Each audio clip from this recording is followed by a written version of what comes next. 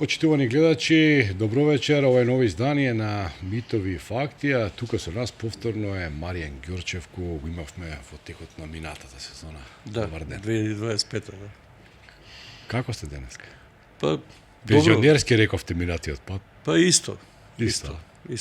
Тоа не се менува, нема човек од пензија да не е. Една патека води по полето. Маријан, малку живееме во едно лудо време, ја искрено не сум навикнат, значи од падот на комунизмот во Европа се навикнавме на една, некаква праволиниски пат, на нешта да се случуваат кај нас и во светот, за да последнава година, последниве 2 години, па можеби од почетокот на Украинската војна, а можеби од пандемијата навака, сега има луѓе што ќе кажа дека можеби 2008 се сменил светот со падот на берзите во Њујорк, дека едноставно светот се менува и дека ние повеќе не живееме во она што досега го нарекувавме хегемонија на Западот или пак воството на Соединените американски држави во едни комплицирани односи со Европската унија, но сепак односи, и дека сега дека пред нас следува мултиполаризмот и дека некои нови играчи ќе бидат присутни на региони кои што можеби досега не биле така присутни. Председателот Трамп секој ден освојува некоја нова земја или најавува дека ќе освои нова земја. Сега му се намерачил на Гренланд. Вчера беше во Давос. Тоа многумина неговиот говор го претолкува како конечен развод на САД со Европа. Што мислите вие? Што памет ќе ни дадете тука? Јас сум од оние луѓе кои што малце подлабоко ги следат работите и затоа и ве викнавме, пошто ние сме поплитки. Да, се согласувам со вас дека оние некои гледишто, всушност за оние гледишто дека кризата на современиот капиталистички поредок, така наречениот финансиски капитализам, е почната уште 95-6 година со кризата на националните валути на јапонските тигри. Уште тогаш почна, па потоа почна кризата на рублата, руската рубла доживеа фиаско, па мексиканскиот пезос, и тоа беше почетокот на некој начин проблематизирање на вредностите на финансискиот капитализам. А југословенскиот динар кога пропадна во 80-тите, тоа не е дел таа приказна. Добро, тоа е веќе тога се уште беше оној систем на држава на благосостојба. Глобалниот капитализам се уште не ги превзема своите, би рекол, не ги превзема уздите во уредувањето на светскиот поредок. Добро, значи не е истиот период. Не е истиот период, меѓутоа со заекнувањето на влијанието на мултинационалните корпорации и банкарски конзорциуми во последните 3 и пол децении почна да се проблематизира вредностите на капиталистичкиот поредок. Со рушењето на социјализмот во 90-те години стана јасно дека вредностите кои што беа креирани во тој поредок станаа проблематични. Многу граѓани во Советскиот сојуз, во Југославија, па и во Куба, во Виетнам почнаа да се сомневаат во исправноста на тој поредок, но со оваа криза, прво на националната финансиската криза, потоа берзанската криза 2008 година на Wall Street, биолошката криза со ковидот во 2019 и конечно експанзијата повторно на воено жариште, иако воено жариште беше и Србија 99 година, но експанзијата на инвазијата на Русија, воената експанзија и инвазијата на Русија во Украина значеше, на некој начин апсолутно проблематизирање на вредностите на тој финансиски капитализам, односно, како што го предвидуваше големиот канцелар Хелмут Шмидт, иначе социјалдемократ по убедување, дека ќе настане со владењето на банкарските конзорциуми и мултинационалните корпорации капитализам на дивите зверови. И тоа и се случи. Во таква една констелација, првите пукнатини на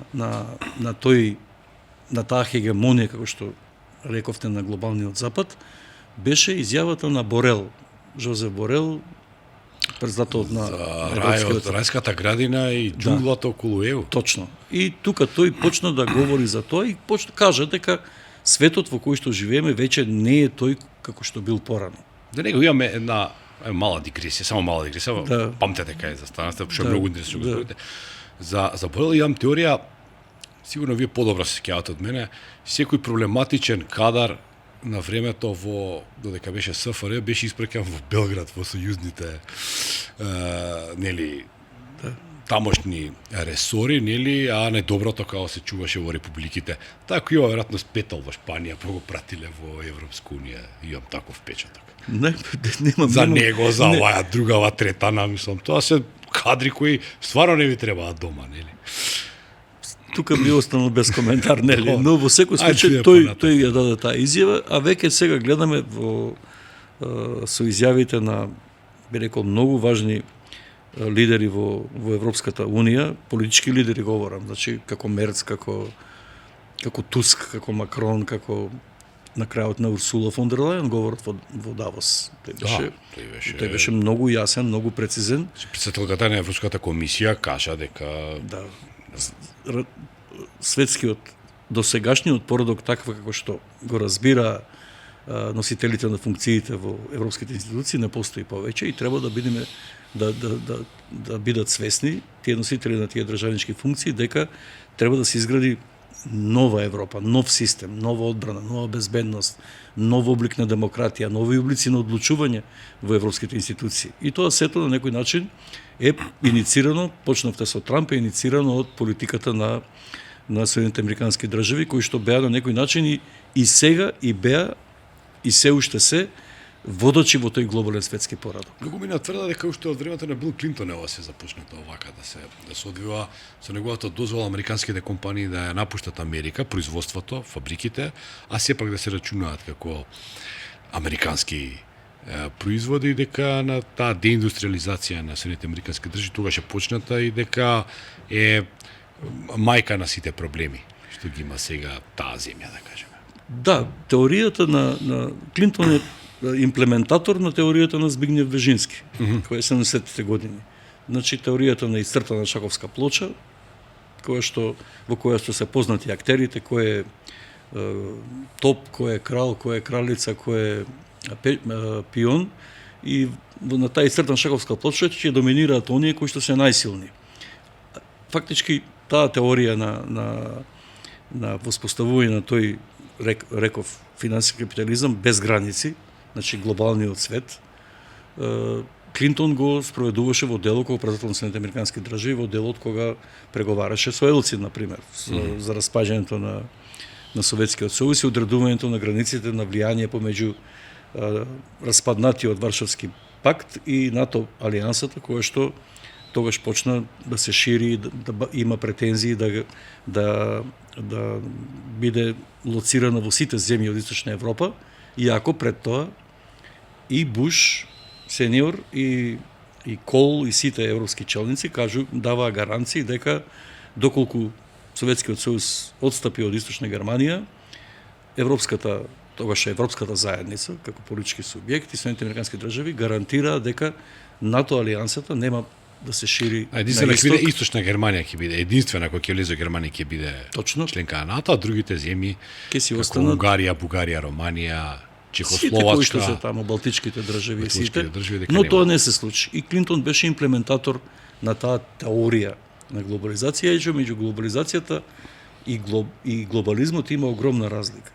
Тоа сме говорили, да. И семантичка и абсолютно. толковна. Тоа е огромна разлика, но факт е дека Трамп направи нешто друго. Тој сета сите тие работи што се одвива зад завесите на глобалниот запад, во тие тајни хемисфери, тајни договори, каде ние ќе извршиме влијание, како ќе го контролираме светот, тој направи нешто друго, тргна завесата и излезе јавно и кажа вака повеќе нема да функционира светот.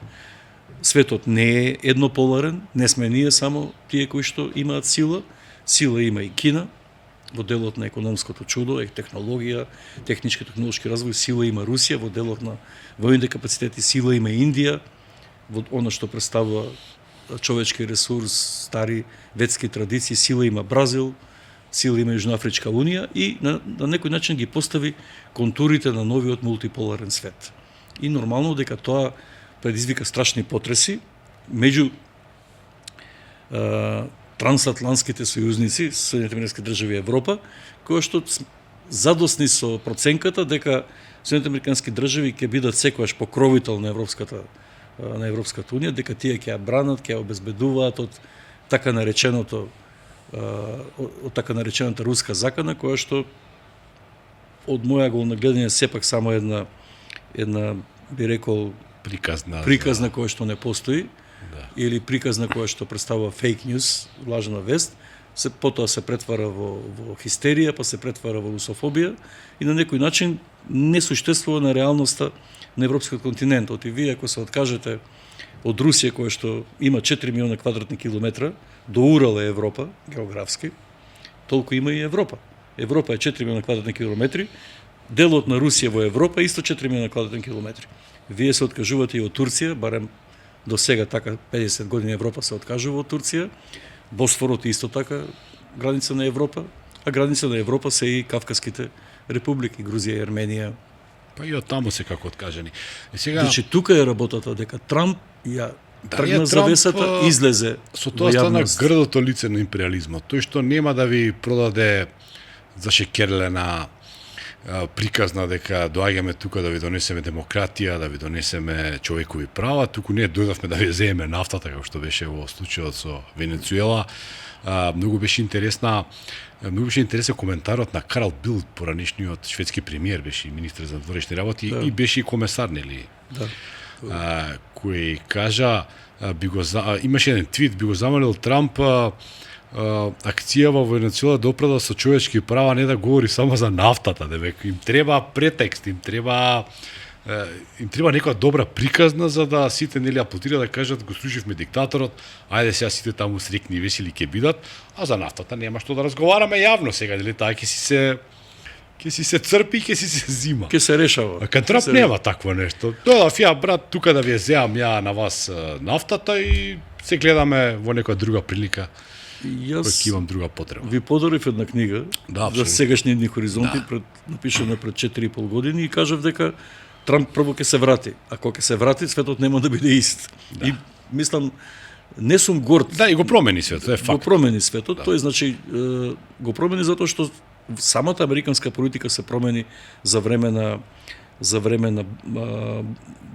Обама, Буш, за време на Хилари Клинтон, Џо Бајден. И објаснивме генезата. Генезата не е од Трамп. Трамп не е симптом, тоа е последица. Тоа е последица, значи тоа е последица на нештата кои што отидоа толку далеку, кај што таа доктрина за индивидуални човекови прави, граѓански слободи, таа шаковска плоча на Бжежински како теоретска подлага, навистина почну да ги урива државите, а сепак државата е се уште оној, како сакате, во граѓанската политичка теорија, на крајот и во теолошка теорија, највисока форма на државна заедница. Да, идеален комунизам, не знам дали ќе доживееме, затоа да си држиме државите која што во овој момент се уште најстабилен облик на организација на човечка заедница. И токму затоа Трамп ги поставува постулатите. Имате силни државни заедници, ги кажа кои се тие, ги наброа 5-6 заедници.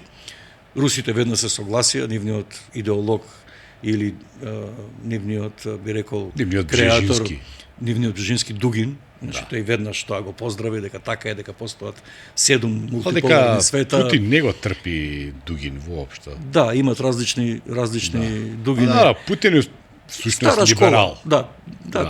Тоа е стара школа и сосем различен од Дугин, кој што има навистина некои поинакви и образовни, сепак Путин бил во друга сфера на безбедноста на онаа сфера што е нели многу различна од филозофијата и неговите на некој начин политички потези повеќе се практични, на Путин се навистина идеолошки, на Дугин, простете. Но факт е дека светот се промени, тоа ви го кажува Сирило Рамафоса, кога без никаков страв си прави вежби во брегот на Јужноафричка република, каде што учествуваат Кина, Иран и и Русија и без никаков страв му соопштува на Соединените американски држави дека тоа е право на Јужноафричка република, исто така како што тие прават вежби во Јужното Кинеско море со Тајван, со Филипини, со нивните сојузници, и тоа е веќе доказ, или Бразил кој што ја осуди јавно интервенцијата во Венецуела, председателот на Бразил, или пак Моди. Бразил отиде чекор понапред, престана да тргува во меѓународните трансакции 2 дена после тоа, да тргува во долари, туку го користи системот на БРИКС, кој беше, нели, имаа таму некоја валута, некаков пресметковен јуан, така нешто му доаѓа тоа.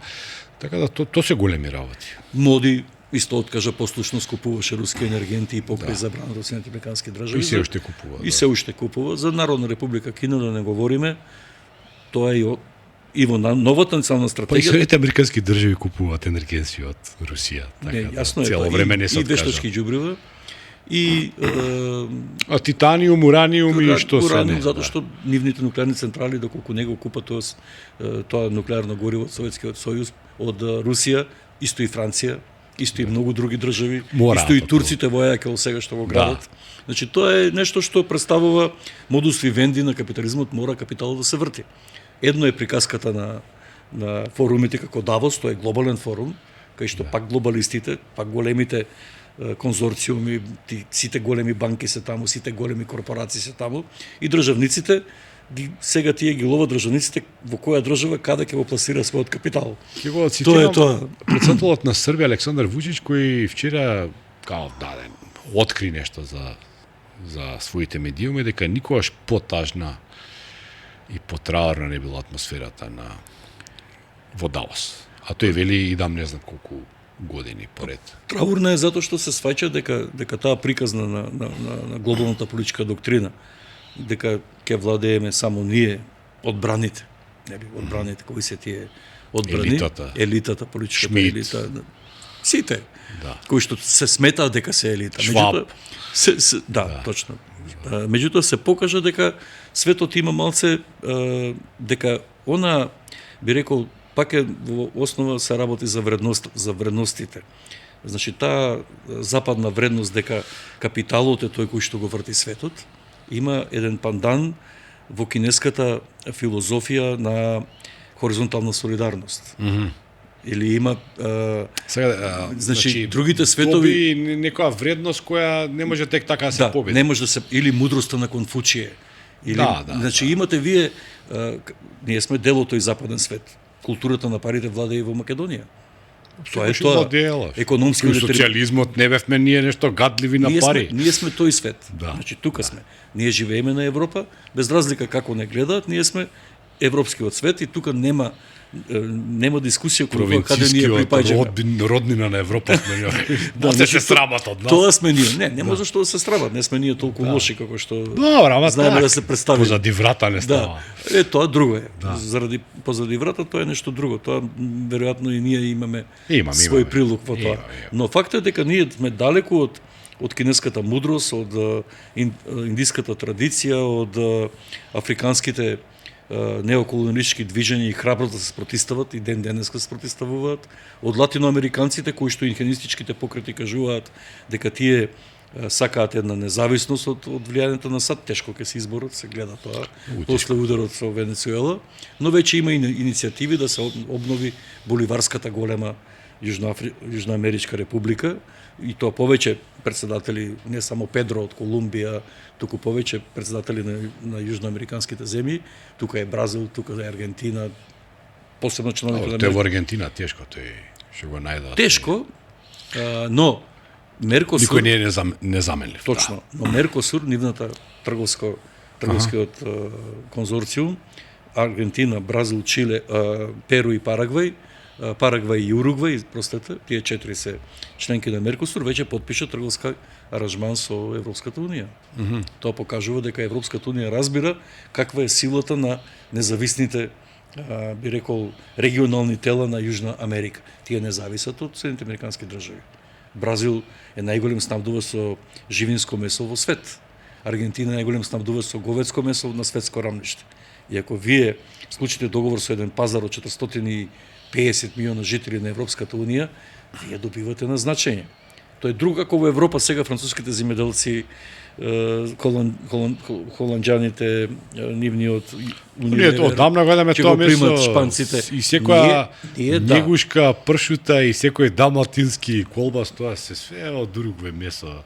Не, говорете тоа дека ние Специјали злати борски вакви такви. Па и јас кога сум работел како службеник во владата во тој дел на агрокомплексот, но ние одамна тоа го правиме затоа што на некој начин ние не бевме тогаш дел од Европска унија и знаеме од каде можеме да купиме поевтино. Појадевме поевтино, да. И поевтино. И затоа Европската унија бара да склучи трговски аранжман со Меркосур. Да. Сега Гренланд, тоа е многу интересна тема, значи Трамп малку ги подсмири тензиите вчера во Давос, но денеска пак има некои нови најави, не он лично, ама тие неговите околу него, дека Гренланд е готова работа, дека вака или така ќе биде земено. Што е тоа таква фасцинација со Гренланд? Па не се работи за фасцинација со Гренланд, според мене се работи за докажување кој е најсилен во тој западен блок. Значи Трамп им постави неколку, би рекол, услови на Европската унија, најпрвет ги дисциплинираше во трговската размена. Им определи царински стапки од 15% за членките на Европската унија.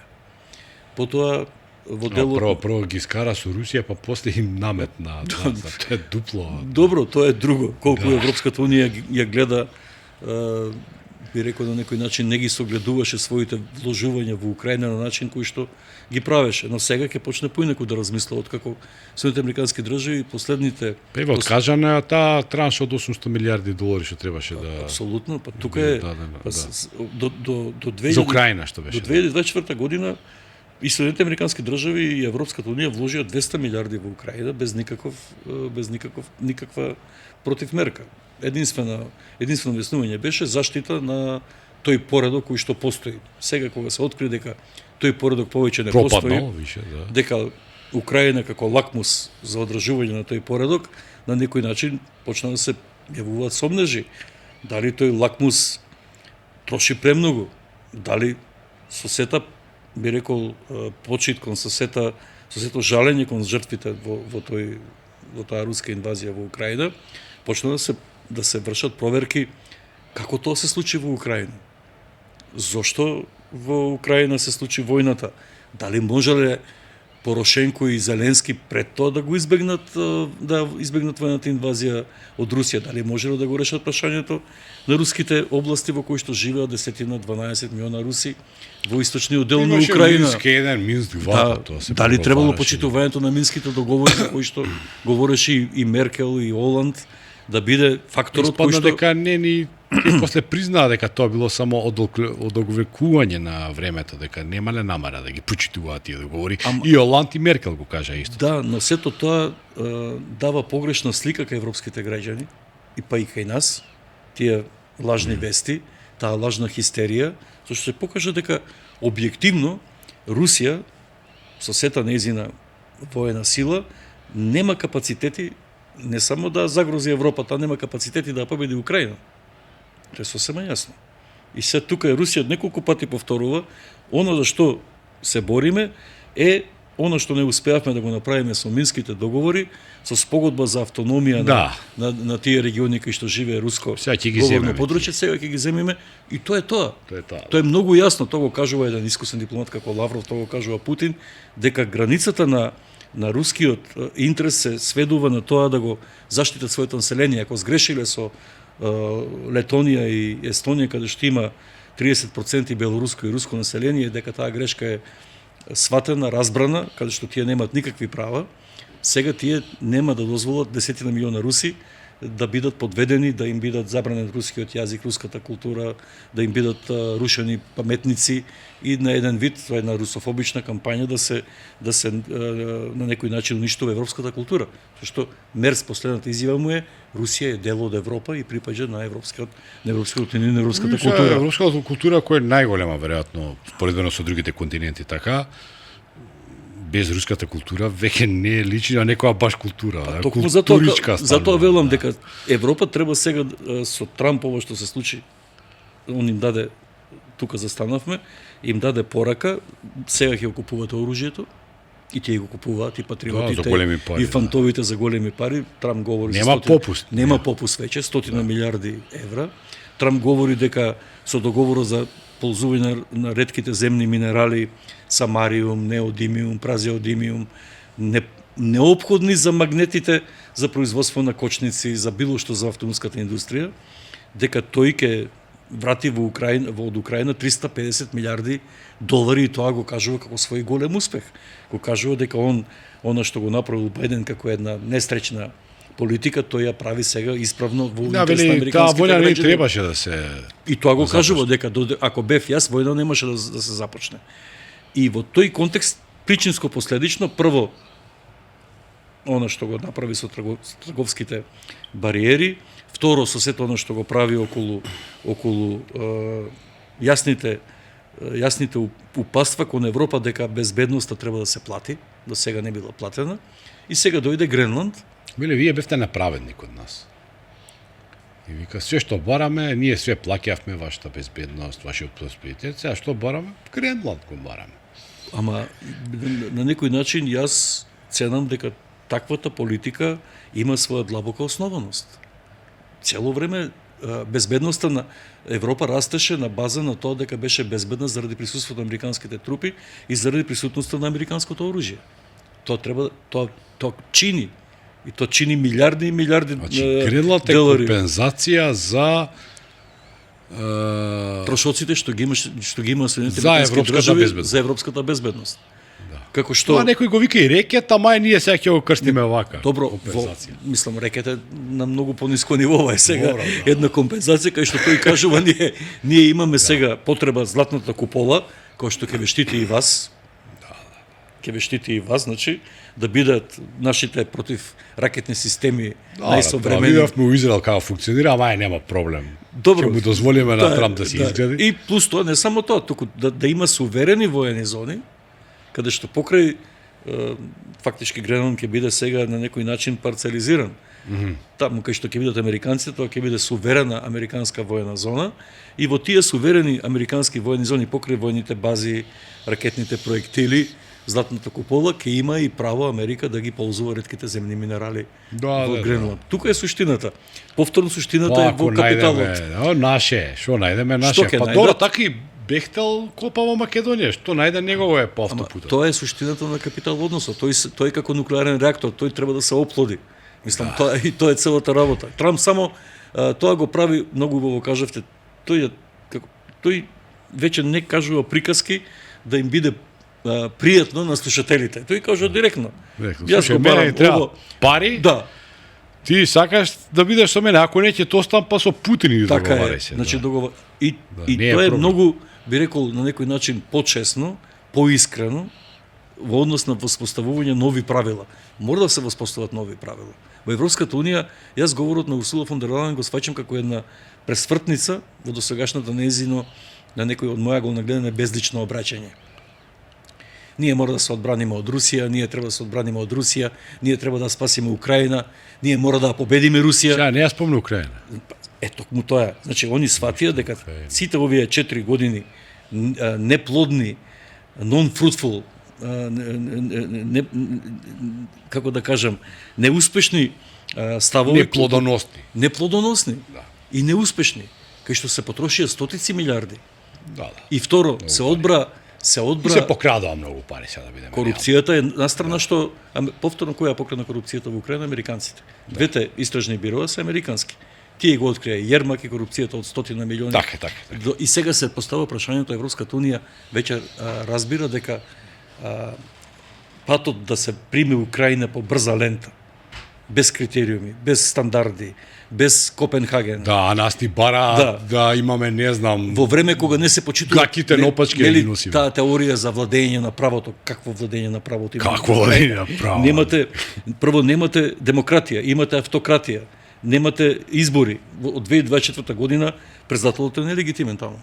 Ја користи клаузулата во онредна состојба. Можеше да ја прекине веднаш, уште во април 2022 година, да не беше Борис Џонсон, кога дојде и кажа треба Русија да се победи стратешки. Да. Значи, едноставно, таа погрешна политика, Русија, дека Русија е хистерично закана за Европа, ќе биде трансформирана после овој говор на, се надевам јас како член, како жител на Европа, дека конечно руските лидери ќе сватат дека диалогот е нужен за Европа, не само со Русија, туку и со Кина.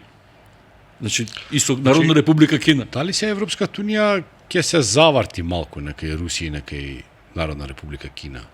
Сигурно, убеден сум. Нема што друго, па нема каде, све друго е заземено, сите други не може во Африка, нема партнер во Јужна Америка. Срđan, таа е веќе завртена. Колку пати Макрон беше во Кина, кај Си Џинпинг. Бугарските министри секој месец одат во Кина. Чи? Бугарските министри. Добро, тие одамна се. Албанските министри. Да, тие идат. Да не го, ама чекајте ви. Да не зборуваме Србија колку тоа какви односи. Не збориме за членки на Европската унија. Да. Член Италија. Да. Тоа се земји кои што денеска соработуваат со Народна република Кина. Орбан беше, па да не говориме за Унгарија, да. Едноставно Европа ќе биде принудена да го смени наративот дека наместо воена победа над Русија треба да оствари повторно мирољубива коегзистенција на сите европски држави, затоа што Русија е држава која што припаѓа и кон Азија и кон Европа. И ќе мора да воспостави диалог. Мерц ме радува што Мерц ја свати таа порака и кажа дека со Русија треба да се отвори диалог. Тоа ќе има Макрон веќе телефонски разговараш со Путин. Исто тоа го кажува и италијанската премиерка. Сакал да се види со Трамп, но Трамп не сакал да се види со него и го напуштил Давос. Да. Исто и фон дер Лајен го напуштила Давос пред говорот на Доналд Трамп, но оставила можност ако тој сака да се види дека таа ќе се врати, ама изгледа не сакал Трамп да се види со незе и па тој мислам дека ги постави контурите на идното однесување. Знаете, тој кажа веќе, вие сте премногу мали за да можеме да имаме таков однос и треба користен термин, треба да имате карти во рацете. Карти. Тоа е тоа. Вие имаш или немаш карти? Немате карти, така му вели на Зеленски. Единствена карта која што имаше Доналд Трамп. Да. Тоа отворено му го кажа. И што сега ми преговара? И нема што. Значи и дури дава изјава, единствена пречка за мирот во Украина е Зеленски, последната изјава. Тој не сака да има мир во Украина. Затоа што не може политички да го оправда милионски жртви, стотици милиарди уништена инфраструктура, да ја оправда со неговата сулуда идеја дека ќе ја победи Русија. Значи, не може да го оправда неприфаќањето дека мора да го реши прашањето на руското малцинство во Украина. Или ќе го решеше со диалог или ќе го изгуби како на војна карта. Тоа украинците имаат проблем со русите, сваќајќи големата блискост меѓу тие два народи и да дојде толку да е тоа заострено таму да тие едноставно не дозволуваат да се зборува на руски, мислам. Ама тоа е безсмислено. Како тоа се извитопери тоа. И тоа е таа би рекол прво теорија за одвраќање, нели? Прво, па потоа прераснува во А тоа се од Бжежински почнува. Да. Се почнува од таму дека треба да се стопира, дека Русија е главната опасност, ама важно е дека во националната стратегија на САД тоа веќе не е така. И Европа тоа мора да го прифати. И ние имаме тука такви, нели, теории на мали разлики, бугари, срби, нешто, нели, иако се работат за слични народи, кои што Хрвати, не, ние бошњаци. Имаме, но ние за разлика од иако се работат за мали разлики, релативно. За разлика од источните земји, поранешните членки на Советскиот сојуз, земјите на поранешна Југославија се многу поинклузивни. Да. Ако земете од Словенија, тргнете Хрватска, кој работи денеска во Хрватска и Словенија во туризмот? Македонци, Срби, Црногорци, да, се. Албанци, Босанци, да. Значи тоа е така, во Словенија исто. Сите викаат што ни требаше. Ние сме инклузивна држава и навистина сме инклузивна и од аспект на уредувањето како е направено правно со пишани норми уставот, но инклузивни и во делот дека кај нас нема гета, се живее интегрирано во Македонија. И ние треба да го секогаш треба да бидеме пример за Европа. Ако некој нас ни кажува акционен план за унапредување односите со малцинствата. Нас ни кажува. Какви се вашите? Пазете, луѓе кои држави има 58 no go зони, кај што не влегува полиција, држава кај што не функционира. Кај што има гета, кај што има енклави, кај што се дискутира колкава треба да биде енклавата. Да. Во Франција се дискутира или дали да треба да направат една... Пари си има илјади нешто, но Да, дали треба да има енклава на пакистанци и енклава на афганистанци, колку треба да бидат оддалечени, да не се случајно за да не се случат судири, пазите, тоа е една стратегија дека Европа падна на испитот на инклузивност и во прашањето на мигрантите. Апсолутно. И тука Македонија има однос, говориме сега за источните соседи, еве и во однос на Бугарија. Ние немаме проблем во делот на тоа дека бугарите во Македонија имаат права. И тоа многу права, ако ги земеме по нашиот устав. Имаат право да имаат здружение, имаат право да имаат клубови, имаат право да имаат политичка партија. Никој никого не му забранил на било кој македончество бугарин да биде директор на банка, а биле такви. Јас сум работел и во социјализмот. Да. Кај што мои колеги што бевме во одреден дел на банката, 4-5 од нив на врвни раководни места беа македонски граѓани со бугарска самосвест од Босилеград дојдени. И тоа е така. Така и сега. Никој тоа во Македонија не го спречува. Додека во Бугарија ви имате проблем, тие имаат проблем да признаат дека заради етнички, историски и јазични би рекол нивни конструкти не постојат докази дека има македонци во Бугарија. Да, тоа се глупости. Но сакам да ви кажам, за тоа. Не, тоа мора да го има Европа во предвид, затоа што нашиот пример... Па тука падна Европа, на тоа падна. Токму за тоа. Не конкретно, можеби само на нашиот случај, но такви случаи има многу. Да. Исто русите во Украина беа проблем, русите во Балтикот и такви некои слични. Па еве сега имате проблем со Молдавија, имате Приднестровје. Да. Исто таму истиот проблем. И не само русите, имате Гагаузија. Турски православни турци се тие. Тие се православни, па добро, туркменство, од туркменската висорамнина, уйгурско-туркменска. Турци во народна смисла на во зборот, народна не во смисла на национална. зборот. Да, но тие гагаузи се имаат еден автономен дел кој што го нарекуваат Гагаузија. Треба да го решат тоа прашање молдавските власти. Тие велат ние не ќеме со Молдавија да бидеме доколку се дели, нели? Па токму тоа е.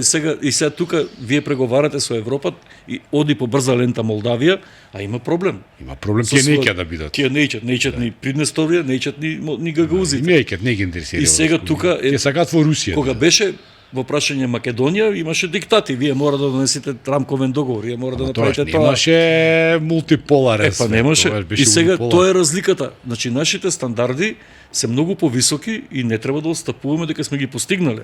И затоа велам каков акционен план ние треба да го приложиме тоа што го имаме и да кажеме чекајте па ние да видите како треба, да. Како треба. Да. И тоа се гордееме со тоа, не нихилистички. Добро ќе го направиме тоа, сега ова ќе го подобриме. Во 2000-тите години кога студирав во Холандија, таму турски, марокански, исламски, ајде како сакате, квартови, колку ти душа сака, мислам, тоа нели ова. Изнад дека пројаваше ни двајца домороци, холанѓани, дека проаѓавме по еден таков турски кварт и тие облеани со студена пот беа, страф им беше што воопшто проаѓаат, викам што вие бе? Па тука знаеш има луѓе муслимани, тоа беше војкот на кулите близначки, па војната Афганистан. Да, многу се радикализира ситуацијата. Ќе викам, па што е прв комшија ми е турчин, кумот на моите муслиман, мислам, немало никаков проблем, мислам, што ви е на вас луѓе, зашто вака правите? А они едноставно имаат страв. Тоа сега претпоставувам после 20 кусур години, скоро 30 години, колку сум јас стар више. Тоа е сега сигурно пута 20, пута 30. И сериозни проблеми создават тие проблеми. Тоа нема никаква инклузивност. И единството на Европската унија токму се доведе во прашање поради мигрантската криза. Вишеградската група, Полска, Чешка. Еве ние кои новинари кога одиме нели во седиштето на Европска унија во Брисел или во Страсбур, парламентот и така натака, ние идеме па тие убавите квартови каде што луѓето се побогатите, посрекните, понасмеаните. Не одиме во местата каде што не оди полиција. Треба и тоа да се види, нели, за да се направи една потполна слика. Кога веќе бараме нели бунтовници во Иран, да видиме има и луѓе кои не се задоволни во Брисел. Ама сигурно, само треба да имаме секогаш во предвид дека суетата на европските политичари е многу поголема од нашата суета и треба секогаш да се однесуваме во рамките на дозволеното, тоа што ни е дозволено. Јас мислам дека тука треба да го бараме решението. да се однесуваме тоа што ни е дозволено, но не да дозволиме да не понижуваат. А ретко кога нешто ни дозволувале. Добро, тоа е веќе друго прашање. Да. Не треба да се разочаруваме заради тоа. Не, Тоа е мојот став. Ама сега, каква е иднината на Европа? За да таа успее да се спаси од овие лупинзи кои ги прави во моментов откачување од Москва, па сега откачување од Вашингтон, па може би приближување кон Москва и кон Пекинг, пошто тоа се страшни лупинзи кои ги направија. Една, тоа го говорам, не е тоа класична национална држава, тоа е меѓунационално нешто што не е ни држава. Наднационално тело. Наднационално тело. Наднационално тело. Како тоа ќе го преживее се во овие моменти? Има таму многу незадоволни земји. Па една од јас ја гледам длабочината на говорот. Прв пат кажувам, има навистина многу добри пораки фон дер Лајен, веќе има големо искуство, во е 10-та година, мислам. Чинам од мандатот, 2 пати е еврокомесар, 10-та година е. И чинам дека тука лежи одговорот, нужна е трансформација во институциите во европските институции. Тоа што го рековте, значи начинот на гласање, на одлучување, не може више консензус да се бара. Не може до сега како до сега. Европа со прва брзина, Европа со втора брзина. Па има некој елитизам во тоа. Не, има елитизам, но ќе мора да се поголема сила, односно поголемо значење ќе се дава на националните интереси на државите. Затоа што наднационално тело не може да ги гуши националните интереси или сувереноста на државите да ја гуши. И мислам дека Европа тука беше секогаш дилемата. Дали ни треба федерална Европа, време на Моне, на Аденауер, на Шуман, или дали ни треба Европа на суверени нации, концептот на Дегол. Франција никош не го напуштила. Франција никош и Франција беше кочницата. Нема вишеградска група е така и сака. Тука се со Франција, значи Франција, Данска и Холандија гурна концептот на пофедерален европски устав 2005 и 2006 година. Тие гурна, тие три земји кои што гурна и го спрече и нашиот пат кон Европа, случајно или не случајно, не знам. Па не знам, некако многу случајно коинцидентно е, случај, Но јас сум научил во животот нема случајни појави, случајни нешта и случајни луѓе. Се е детерминантно образовано. Така мислам дека и вишеградската група, Полска, Чешка, Словачка, Унгарија, Словенија и Хрватска ги ставам во таа група, Австрија, тоа се веќе 8 држави. Тука се Холандија, Данска, тоа се 10. Добро. Шведска и Норвешка, исто така мислам дека нема да имат ништо против да се зајакне таа национална сувереност. И тука веќе францускиот, Германија сигурно после овие проблеми што ги има, ќе бара да се врати германското чудо. Да, ќе го чудо, напушти Аденауер и... Да се врати германското чудо, економско, социјално, да дојде повторно Германија сака да биде лидер во Европа. Не знам дали ќе му успее сега со Кина, ама нека пробаат. Во Европа говорам, на европскиот континент. Тоа станува пазар на Кина. И тука мислам дека тој концепт на Европа на суверени нации со некакви прилагодувања на соработка во наднационалниот административен систем во Брисел ќе донесе бенефити за нашиот Западен Балкан, конечно за Македонија, за Албанија, за Црна Гора, за Босна, за Србија. За Косово сепак немам видување дека ќе треба малце други корекции да се прават тука, затоа што чинам дека тој нов начин на гледање на работите не може ние кои што сме, сигурен сум, најмалку 30 години во реформскиот процес пред Украина и Молдавија, да бидеме зад Украина и Молдавија. Тоа не може. Мислам дека нема ни да се случи, него е токму затоа пропаганда. Да, и токму затоа ќе треба да се променат тие. Имаме европско аки, имаме копенхашки критериуми, имаме правила, имаме стандарди, дајте да ги почитуваме. Во меѓувреме, додека имаме блокади, ние, например, украинците еве ги имат блокадите со ова војна со Русија. Некој друг, Кипар ги имаше блокадите со војната Турција и Грција. Не, јас знам кога бевме ние таму, вели ни една земја не може да влезе во Европската унија доколку нема исцртано јасни граници и нема подпишано некакви договори со соседите. Така е. Што има, кај се границите на Украина? Па тоа кажу, или Кипар, каде? Да, кај Кипар? Каде е Кипар? Имате вие Северен Кипар и Јужен Кипар. Да, и како се тоа? И се Кипар влегува, единствено Кипар влегува, а таму имате една Република Па пола од Северен островот, Кипар, нели, да. половина од островот, Да. во Никозија сум бил и во Северен и Јужен Кипар. Да, и сега И тоа како? како државен службеник, Да. сме соработувале со Раул Денкташ, тогаш беше председател на Аха. Северен Кипар, да направиме соработка за увоз на мандарини, портокали. Портокалите од Северен Кипар и мандарините се 30% од цената на портокалите и мандарините од Јужен Кипар. Сакам да ви кажам. поевтине овој Да, и турски. ние успеавме да направиме некакви трговски аранжмани, бевме со господин Зоран Крстевски тогаш како членови на владата и разговаравме со Денкташ, оксфордски студент, британец по однесување. Сите си тие такви Тие се таму. сите такви, но тие многу практично ги гледат работите. Ние имаме толку многу производство што понекогаш го фрламе, затоа подобро купете ги и тие 30% да ги платите, подобро е да ги платите. И во тој контекст како данците што фрла говедско месо во Северното море, И млеко истура, има да. и млеко истура, има хиперпродукција. Така што ние треба да ги ползуваме тие, меѓутоа ние како држава го знаеме тоа, меѓутоа и Европа конечно го научи дека ќе мора да го промени тој би рекол непринципиелен став заради една блокада од Грција за нешто што европските судови кажа дека не може да не блокираат, Хаг кажа, судот за правдата во Хаг кажа дека не може Грција да блокира. Бугарија, па тоа може Исто, да биде ова. ама затоа велам дека ќе мора да се промени. И јас си Еве Албанија ако влезе пред нас, ќе им се најду таму ако и они не блокираат, мислам стварно би било. Не, мислам дека они сигурно ќе не блокираат, тука нема Тоа би било дилеми. Тоа немам дилеми. Тука нема дилеми околу. Браќа, блокирајте. Да, затоа што едноставно од Европа тоа треба да го разбере. Билатерален спор е билатерален спор. Нека продолжи да си Ќе се постои продолжи. спорот, ама И, вие дај да пазете, завршиме. ние околу некои наративи, например со Грција, со Бугарија, па и со Албанија утре, никош не може да се сложиме. Еве да земеме и со грците песната Оар Мотоло Сердарот.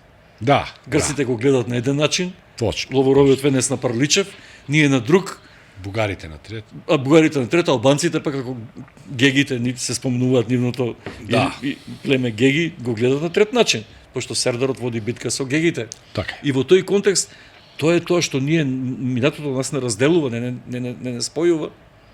И тука имаме различни наративи. Дајте да градиме. Не, тука е многу опасно историјата да Ако те спои. навлезете Нема во тоа, шанси. Нема шанси да излезете Нема жив. шанси. Никој жив што влегол во българската историја не излегол од неа. Не излегол, да. Готово. Значи тука нема. Тука да Не. го оставиме тоа, секој да си го гледа на во својот двор да си го уреди како што треба и со државна историја и паметници, и херои, и митови, и легенди, а да градиме нешто што представува мост кон еднината. Не може поинаку некако како ќе се работуваме. Дајте да нешто да продаваме, да купуваме и Ама така и работиме ние Среđan. Еве јас сум во делот што сум работил во економијата, на југот на Македонија нема дејност во лозарството, овоштарството, раноградинарството. Градовите Гевгелија, Валандово, Богданци, Кавадарци, Неготино, Демиркапија, Струмица, да не соработуваме со Северна Грција. така. Со луѓето кои што го говорат нашиот јазик или го разбираат. Не да Божа кажеме македонци. Грци. Да. Ете, со словенско потекло. Горна мана. Да, со словенско потекло. Така го нарекуваше овој министрот што подпиша со Димитров. Ние знаеме, тие се вика славофони Коцијас, филозофот Коцијас. славофони Ние се знаеме дека тие. имате вие 40.000 славофони вика во Северна Грција. Гледав Ама ние едно што да видео- правиме вика кога тие постојат, ама ние си ги викаме славофони. Да, гледав едно видео еден стар човек во Северна Грција, еден славофон, на магарето му збори на македонски. И еден грк му вика, па зашо му зборуваш, каков е тој јазик? И овој му кажува, па зашо вика му зборуваш на магарето на тој јазик? Вика, па не разбира грчки магарето.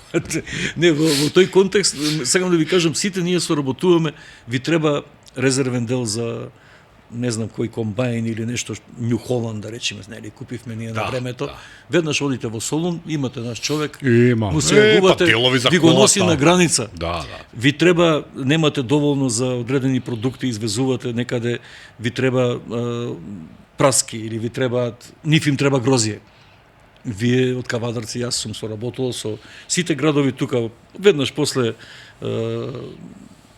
Евзони или нашето Мачуково, веднаш потоа одите со Пазар, со Јаница, со Куфалево, соработувате, разменувате продукти, зимате овошни садници, давате тоа што го имате вие.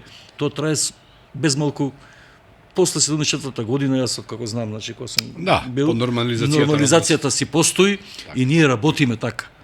Во животот, во реалноста, во реалниот живот, тоа постои. Таа соработка, Апсолутно. тие И бизнеси. треба да постои, мора И да треба да постои. На сите И фактички нивоа. тука е еднината. Ако така ги гледаме работите, Тоа е иднината, граѓанските организации, Хелсиншки комитет Софија, КНЕФ, тука македонскиот Хелсиншки комитет, грчкиот, албанскиот, граѓански организации, соработка, иницијативи, но во многу домени, транспортот, комуникацијата, сообраќајот, енергетиката, тоа е иднината на нашата. Тоа е со заедничка мандарините најмногу му се свија тоа. Тоа е тоа. Тоа најмногу ги зближува луѓето кога има реален бизнис, кога има реално Економијата. потреба еден на друг, економијата. Гасот е потреба. Апсолутно. Да. Мораме да го решиме. Грци и бугаријани се изворите да го решиме. Така И е. ќе го решаваме. Немаме алтернативи ние.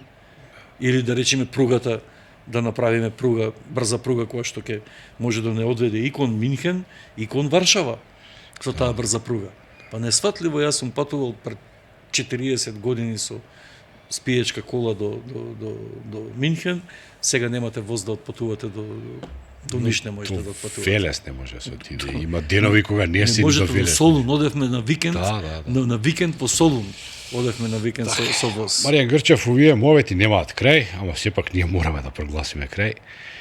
И се надевам дека, јас сум сигурен дека во брзо време пак има прилика, па пак ќе се јавам и ќе бидам крајно безобразен и ќе ве замолам да дојдете тука кај нас. Па јас се чувствувам пријатно, Среđан, кога сум кај тебе гостин и си имаме, би рекол, размена на мислење кои што на некој начин мене ми прават задоволство. Благодарам многу. Благодарам јас за поканата. До наредна прилика. Почитувани гледачи, тоа беше Маријан Ѓорчев. Мислам дека научивте нешто. Пријатно.